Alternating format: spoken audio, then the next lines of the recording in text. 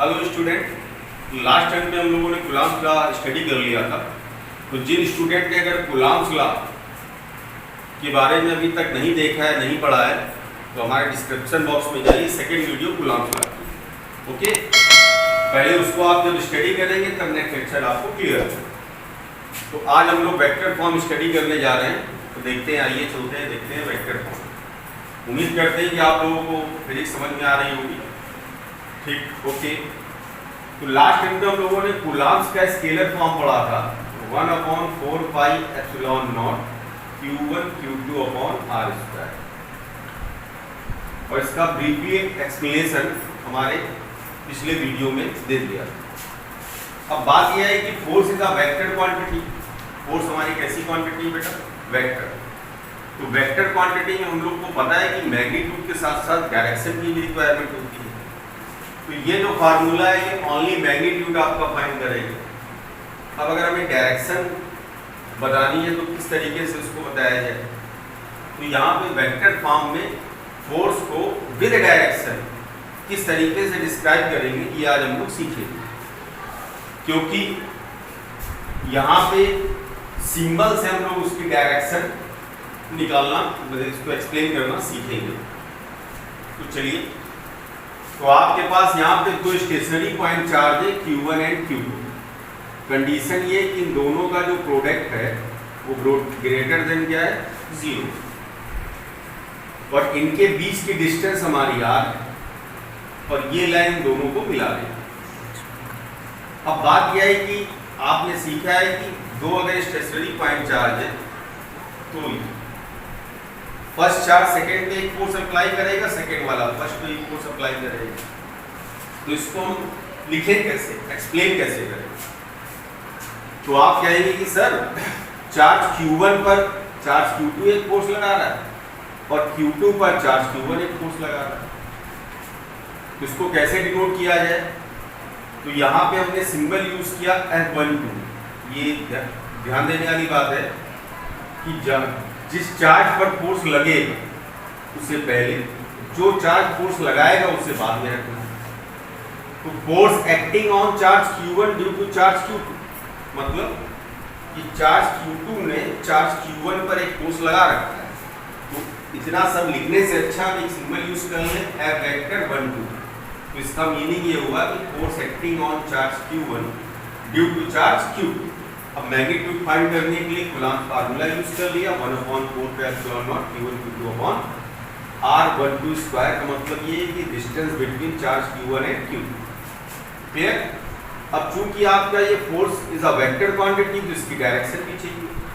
तो डायरेक्शन के लिए हम लोग एक यूनिट वेक्टर यूज कर लेते हैं। अब यूनिट वेक्टर क्या होता है? तो हम लोगों ने फर्स्ट ईयर में सीखा था कि हर एक वेक्टर की अपनी एक यूनिट होती है।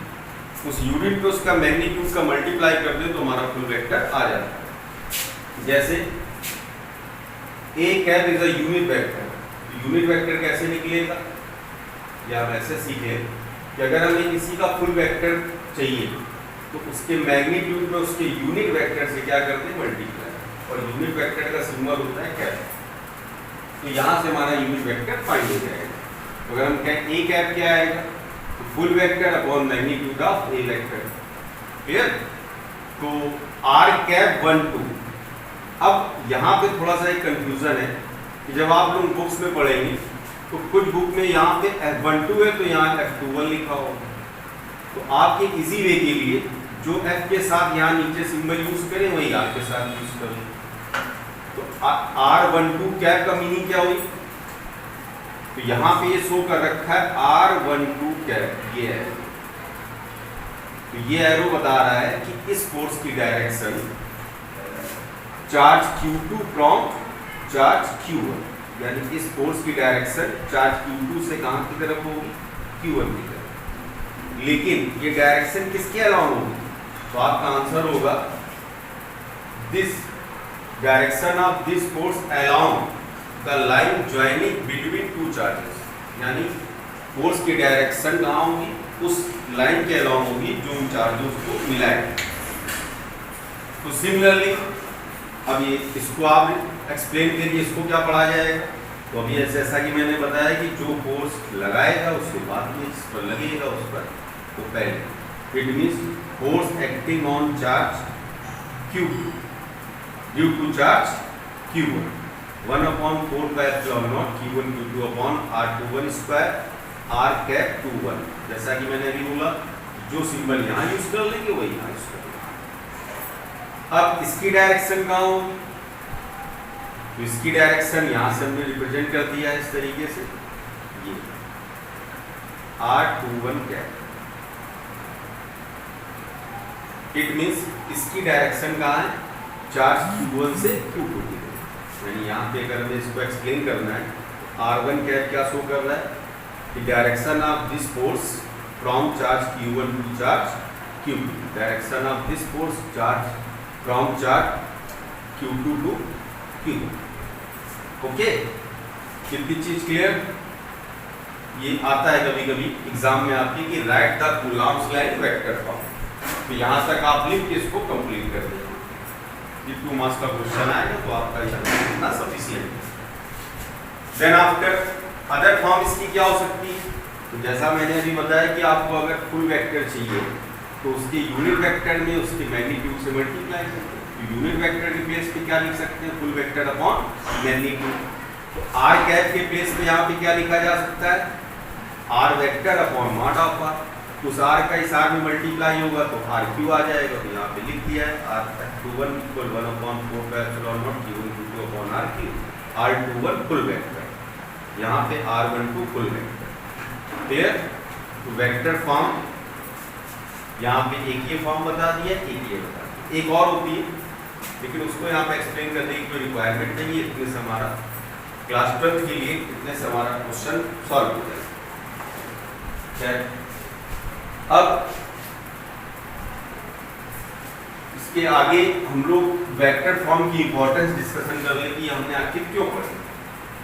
तो importance of Coulomb's law in vector form.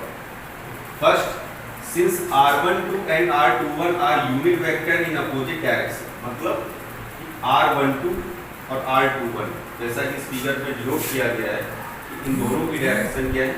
Opposite. Clear? ये किधर है? इधर। तो इट मींस R21 कैप को हम कैसे रिप्रेजेंट कर सकते हैं? तो इक्वल -R12 कैप। तो ये माइनस साइन ये इंडिकेट कर रहा है कि इन दोनों की डायरेक्शन एक दूसरे के अपोजिट यानी 180। क्लियर? इट मींस अगर हम F21 कैप लिखना चाहें तो इक्वल क्या लिख सकते हैं? -F12 vector. यहाँ से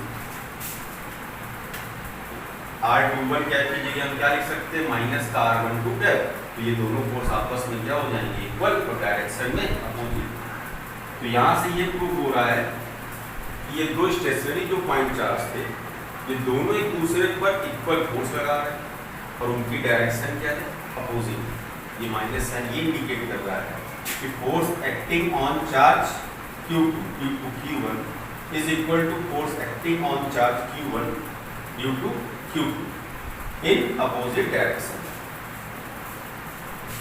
तो यहाँ से ये प्रूफ होता है then Newton's third law is obeyed, यानी Coulomb's law is obeyed the Newton's third law. अब आप पूछेंगे सर न्यूटन थर्ड लॉ क्या था? तो ये फर्स्ट ईयर का टॉपिक है।